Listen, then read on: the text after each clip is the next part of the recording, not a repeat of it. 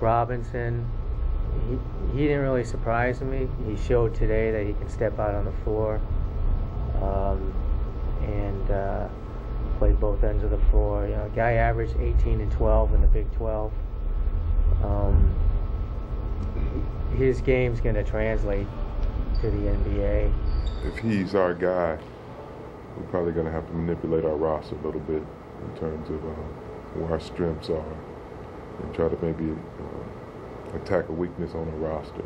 I think that position is a duplication in the position, not in the player. As I would imagine, if we went that route, he should be a starter. 2 overall, if we draft Robinson, he should be a starter right away. So I think with that mindset, you know, we got to really look at our roster, because I think we're kind of overloaded in that spot with just guys with 4 men. Yeah, I mean, I think you're right. We're going to be overloaded compared to some other positions, like a 3 spot. You know, and then we need some help at the point too. But at the same time, he plays totally different than, say, Bismarck.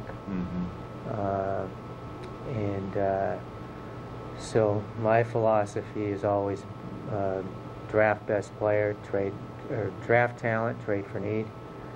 And you know, obviously we're still thinking about who we're going to take at number 2, but you know, he's got to be in the mix.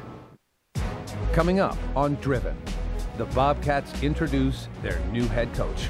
Happy to be here, happy to be in Charlotte, and obviously happy to be the head coach of the Bobcats. And later, all sorts of rumors and speculation going on right now. You can't be surprised by any conversation, any communication that goes on from team to team. We now return to Driven, tougher, faster, stronger. The 2012 Bobcats draft, presented by Cadillac.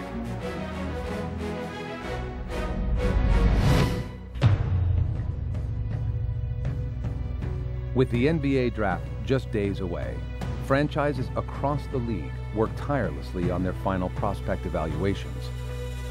But for the Bobcats, another decision also had to be made: the selection of a new head coach. First and foremost, we needed the culture. We wanted to focus on the culture in the basketball area. We went through a thorough coaching search and interviewed 10 candidates. And we were meeting, we were talking, we were interviewing, and by the way, we got a draft right around the corner. You know, it took a long time. Don't want to do it again very soon. And but at the end of the day, we're ecstatic to have Mike Dunlap as the new head coach. After more than 30 years of coaching in the NBA, college, and overseas, Mike Dunlap was Charlotte's choice to lead the team in a new direction. We're here to formally announce our next head coach. After going through the process, Rich and I really felt strongly that this was the right guy for us, take us and lead us into the future. Happy to be here, happy to be in Charlotte, and obviously happy to be the head coach of the Bobcats. Mike's second interview really jumped out, and it jumped out so much that we made the offer to his agent while he was in the air. There's no better opportunity to make a statement from this chair at this time for me. Before practice, after practice, in the summer, and getting these guys into the gym. And doing drills and practices and working these guys out in a way that's conducive to them getting better every single day. It's not just, let's go get some shots up. It's specific drills and a practice plan and a workout plan to get each player better every single day. The most important thing as you're coming into this situation is to have victories on the day, meaning that, you know, create a habit of coming into the gym and really getting something out of that. Post up. You got to be quick with the ball. Finish it. Finish it. Run, run, run. Let's go. As soon as we say, hey, Mike, it's your job, he hadn't been home. He's been down here every day, and he's been trying to implement his own program, connect to the players, understand the players. That's one thing that really resonated with us when we were doing the background work on Mike, is his work ethic and the player development side emphasis that he brings. That's why he's doing what he's doing, is you got to know what trouble is and what trouble isn't. Bring it down with the dribble. Bring it down, down, down. Good. Your game, your game. You can't play that. The difficult part is that when you're establishing a culture is to make sure that you're building trust one act at a time, and don't say a lot, just do a lot. Ball here, ball, play, ball, ball. Here we go, play, shot. Thank you. Stop. So you can do it. All right, take a breath. Player development is going to be critically important to our future because, you know, we're all drafting on potential. And unless we can maximize that potential of our draftees, then, you know, a lot of it is to naught. Take the ball and bring it to the 7-footer, all right, the 6'11" guy. There's trouble there. Yeah. It's a charge, it's a block shot, it's a circus act. Shoot the open shot. Make a move, all right, give it back to a guy, play catch inside out. Go ahead, wait, shoulder him, take the elbow, play, look in. Obviously, we have to have guys that compete and have passion for the game because it's 82 games. And so if there's a crack in the character of a guy who's just settling because he wants the contract, that's not for the Bobcats. Bang, and sit right in here. All right, we want a drop action here, not out there. You know, we're going to have to do it together, and I'm going to have to be around a ton to set the tone, but I'm not going to be on top of you, you know, in a bad way. You can lose a lot of players coming off the year that we had last year, and he had to go back in and connect and bring them back in and get the motivation set that, hey, we can do a lot better than what we did last year, and we're going to do it through hard work and dedication. So, I mean, those are the type of messages we needed coming from the coaching staff.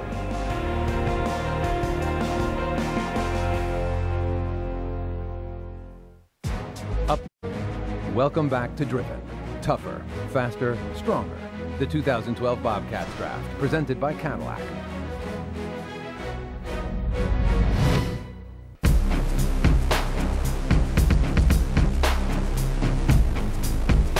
Ever since I've taken ownership, one of the biggest things that I've tried to pass on to the employees and to my staff is I want to be as transparent as possible, and allowing some visualization to the process has, you know, kind of given the fans and, you know, all our supporters, you know, a little understanding in terms of what we're doing. And it's not just sit in a room, make a pick, you know, make adjustments here. It's a process.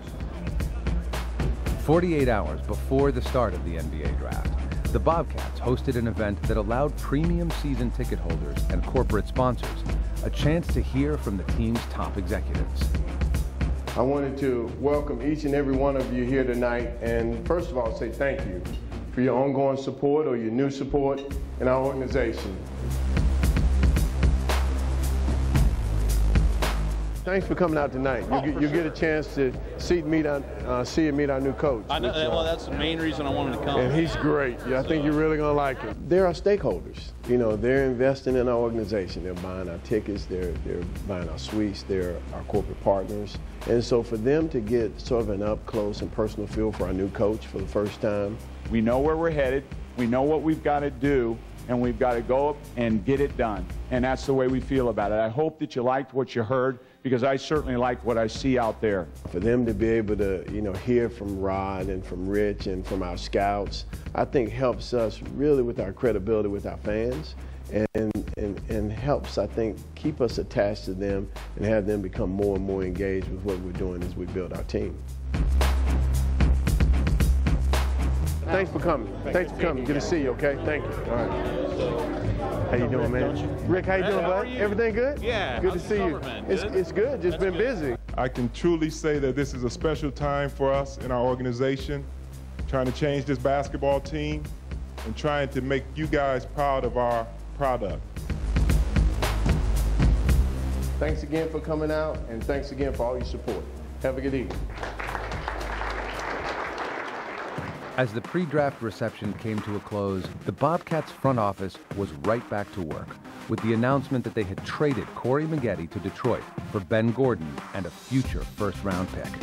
Well, that move enabled us to get a very good player, a young veteran, so to speak, a guy who's had some great moments in this league. He takes game-winning shots and he makes them. You better stay attached to him because he can really shoot the basketball. And as Ben would tell you, I can do more than that. We know that. I think I'll definitely be able to make an immediate impact in a much-needed area. One thing that I can kind of share with them is, always maintaining a good work ethic. And, I think just around the locker room, they'll probably naturally kind of drift towards me for, guidance and advice. So I think, immediately right there, I can have a great impact on some of these younger guys, and, I'm kind of help them develop, how they carry themselves, and just, have an impact on the culture of this team right away. The deal also presented us the opportunity to gain an asset and with a future first-round pick. Something that I really value when you're building a team, and we can either use it down the road or we can put it in a future trade. So it's going to help us in forming this team. Just developing a culture here of hard work and dedication and just focus. So I think coming in with that mindset and that attitude, I'm not even thinking about what happened in the past. I'm just thinking about what's going to happen in the future.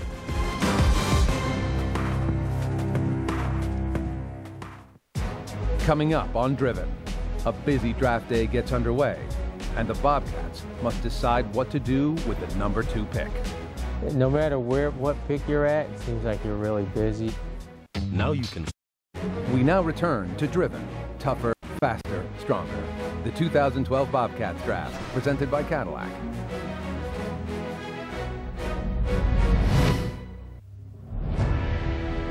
All the talk and the predictions and all the mock drafts, all that stuff comes to an end tonight.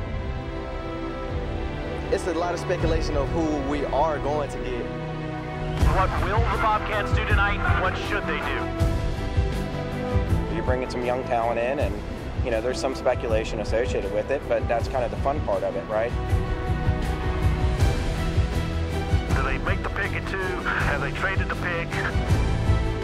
I want to see Michael Kidd-Gilchrist come home. Personally, I want Harrison Barnes because I'm a bit of a Tar Heel fan. I believe we should get either Michael Kidd-Gilchrist or Thomas Robinson. It seems like every draft day is busy in its own way, and sometimes you'll have multiple picks in the first round, sometimes you'll have a high pick or a low pick, and no matter what pick you're at, it seems like you're really busy. That's it?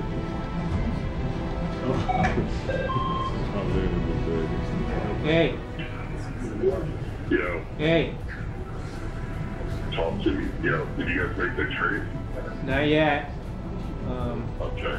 That's somebody just texted me on it. That's why I'm asking. Oh, okay. No, we haven't. All right. We haven't agreed to anything. We talk to basically every team in the league, and so the scenarios are endless. Tons of conversations that happen, tons of communications that happen between teams. We're talking to a bunch of teams in your area before let you know about next year's first for someone's this year, second for someone's this year second. So if you decide you want to do it, the sooner you let us know, the more likely this will be there. Next year's first for our second? No, your next year's second for your this year's second. Oh yeah, we wouldn't do that. Because this year's 31, so yeah, we wouldn't do that. All right, if there's something else we can throw in that's worse, let me know. Okay, thanks.